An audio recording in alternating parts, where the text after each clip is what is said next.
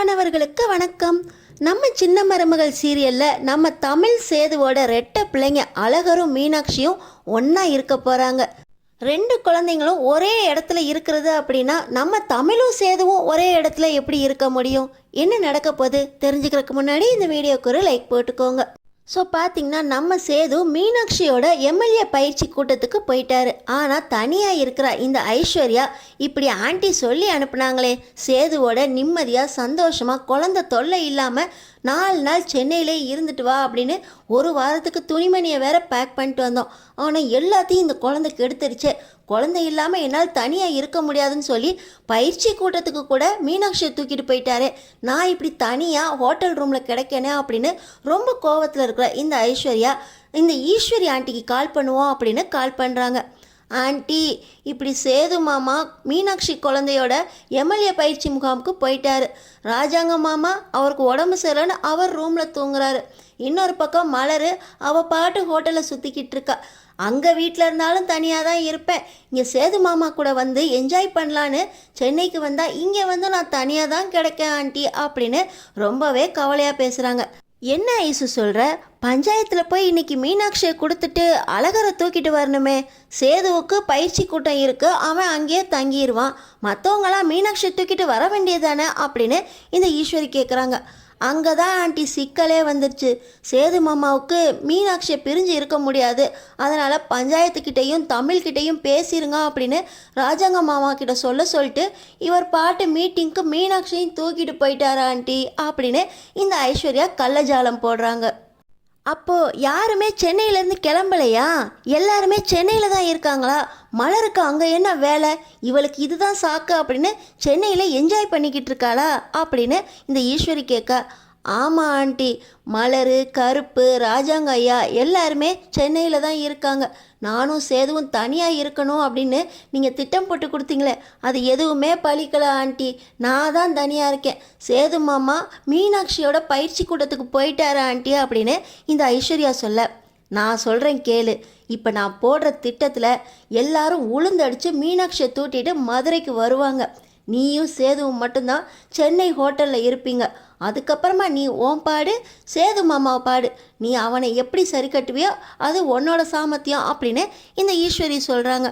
Aunty, என்ன aunty பண்ண போகிறீங்க அப்படின்னு இந்த ஐஸ்வர்யா கேட்க, நான் என்ன பண்ண போகிறேன்னு நான் சொல்ல மாட்டேன், செஞ்சு காட்டுறேன் அப்படின்னு சொல்லி இந்த ஐஸ்வர்யா சித்ராவை கூட்டிக்கிட்டு நேராக நம்ம தமிழ் வீட்டுக்கு போகிறாங்க. அங்கே வீட்டில் யாருமே இல்லை. இவங்க போகிற நேரமாக பார்த்து தனமும் அழகர் குழந்தைய வச்சு கொஞ்சிக்கிட்டு இருந்தா.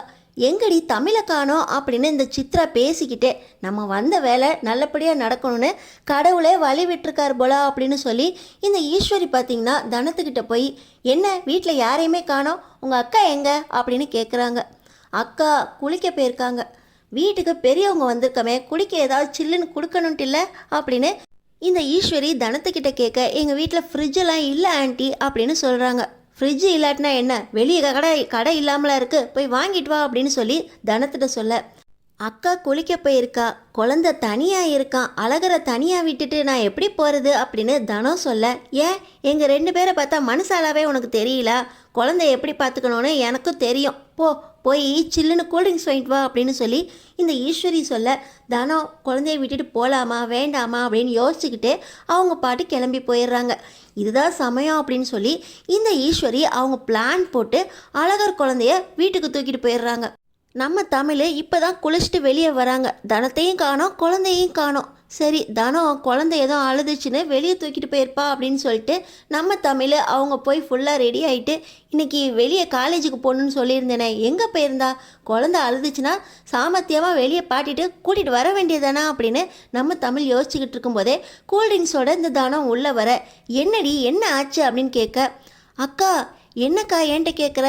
இங்கே ஈஸ்வரி ஆண்டியும் சித்ராவும் வந்திருந்தாங்களே, அவங்க எதுக்கு இங்கே வந்திருந்தாங்க? அக்கா, அவங்க எதுக்கு வந்திருந்தாங்கலாம் சொல்லலை, உன்னை கேட்டாங்க, நீ வர லேட்டாகவும் குளிச்சுக்கிட்டு இருக்கேன்னு சொன்னேன். எங்களுக்கு குடிக்கிற கூல்ட்ரிங்க்ஸ் வாங்கிட்டு வான்னு சொன்னாங்க. வந்து பார்த்தா யாரையுமே காணாங்க்கா. என் குழந்தை எங்கடி? அழகர் இங்கே தான்க்கா விட்டுட்டு போனேன், அவங்க பார்த்துக்கிறேன்னு சொன்னாங்கக்கா. இவங்களெல்லாம் சும்மாவே விடக்கூடாது.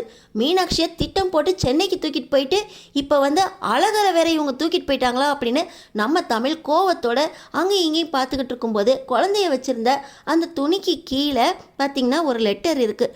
நம்ம தமிழ் அந்த லெட்டர் எடுத்து படித்து பார்க்குறாங்க. பஞ்சாயத்தோட தீர்ப்புப்படி அழகர் இந்த வாரம் எங்கள் வீட்டில் தானே இருக்கணும், அதனால் குழந்தைய நாங்கள் தூக்கிட்டு போகிறோம் அப்படின்னு சொல்லி எழுதியிருக்கு. அப்படியே பஞ்சாயத்து தீர்ப்பை இவங்க ரொம்பவே மதிக்கிறாங்க. அழகரை அவங்க வீட்டில் இருக்கணும்னு தீர்ப்புங்கிற மாதிரி மீனாட்சி எங்கள் வீட்டில் இருக்கணும்ல, மீனாட்சியை கொடுக்காம இவங்க எப்படி அழகரை தூக்கிட்டு போகலாம் அப்படின்னு சொல்லி நம்ம தமிழுக்கு கோபம் வருது. நேராக மறுபடியும் பஞ்சாயத்துக்கு போய் கம்ப்ளைண்ட் பண்ணுறாங்க.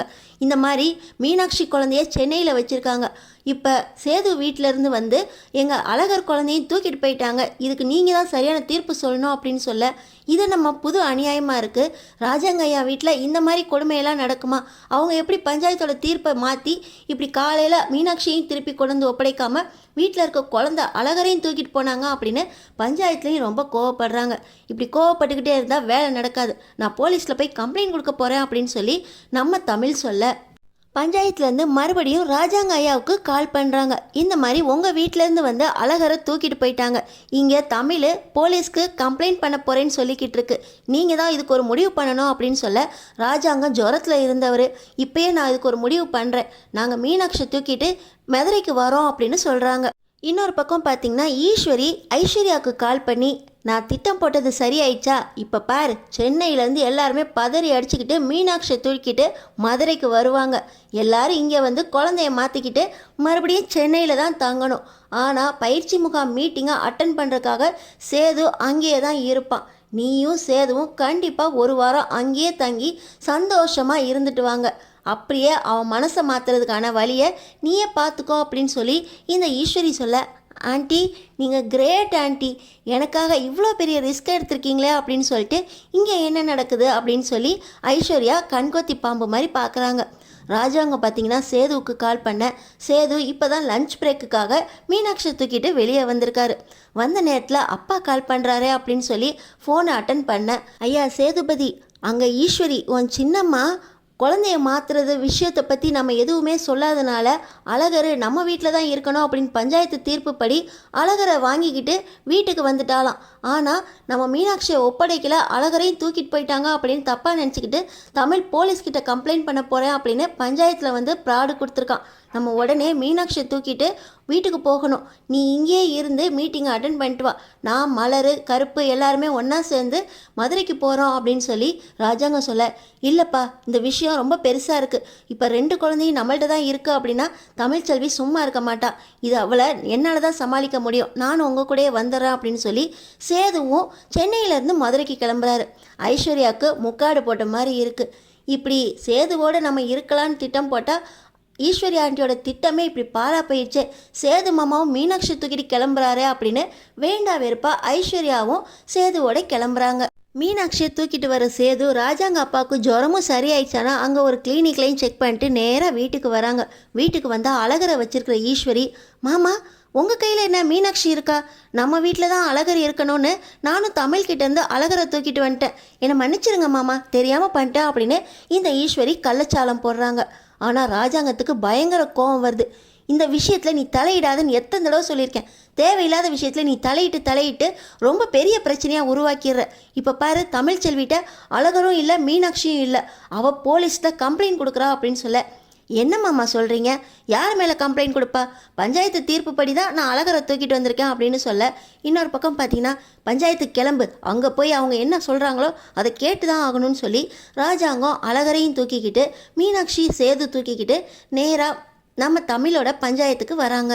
அழகரும் மீனாட்சியும் வந்த உடனே நம்ம தமிழ் 2 குழந்தைங்களையும் வாரி அணைச்சி, இப்படி 2 குழந்தைங்களையும் என்கிட்ட பிரிக்க வச்சிட்டிங்களே, தாயிட்டேருந்து ஒரு குழந்தைய பிரிக்கிறதே தப்பு, இப்படி 2 குழந்தையும் பிரித்து நீங்கள் இந்த அளவுக்கு பாவம் பண்ணியிருக்கீங்க, இனி 2 குழந்தையும் நான் உங்கள்கிட்ட கொடுக்கவே மாட்டேன், தாய்கிட்ட தான் 2 குழந்தைங்களும் இருக்கணும் அப்படின்னு சொல்லி நம்ம தமிழ் சண்டை போடுறாங்க.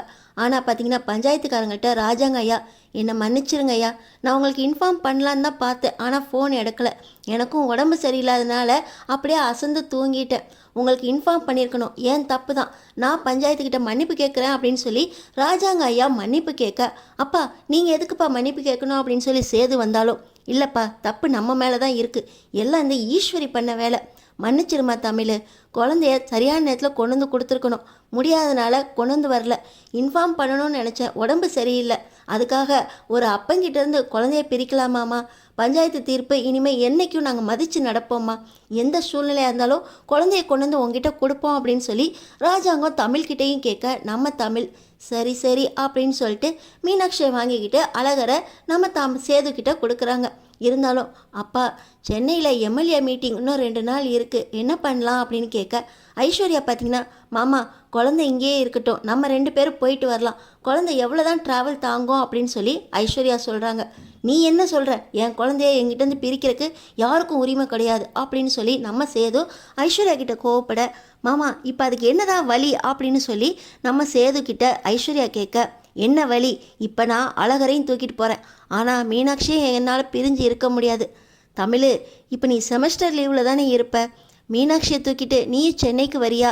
நான் போகும்போதே ஏசி காரில் தான் போவேன், குழந்தைக்கு எதுவும் ஆகாமல் நான் பார்த்துக்கிறேன், என்னை நம்பி என் கூட வா அப்படின்னு சொல்லி சேது தமிழ்கிட்ட கேட்க, நம்ம தமிழும் குழந்தைங்கள பிரிக்க வேண்டாம் தான் நினச்சிக்கிட்டு இருந்தாங்க. சரி, இந்த 2 நாளும் அழகரும் மீனாட்சியும் ஒன்றா இருந்தால் தப்பு இல்லையா அப்படின்னு 2 குழந்தைங்களையும் கூட்டிக்கிட்டு சேது தமிழ் இவங்களோட சேர்ந்து ஐஸ்வர்யா மலர் இவங்களும் சென்னைக்கு போகிறாங்க. நம்ம தமிழோட அழகர் மீனாட்சி ஒன்றா சேர்ந்தது யாருக்கெல்லாம் பிடிச்சிருக்கோ நம்ம சேனலை சப்ஸ்கிரைப் பண்ணி அடுத்தடுத்து என்ன நடக்க போகுதுன்னு பாருங்கள்.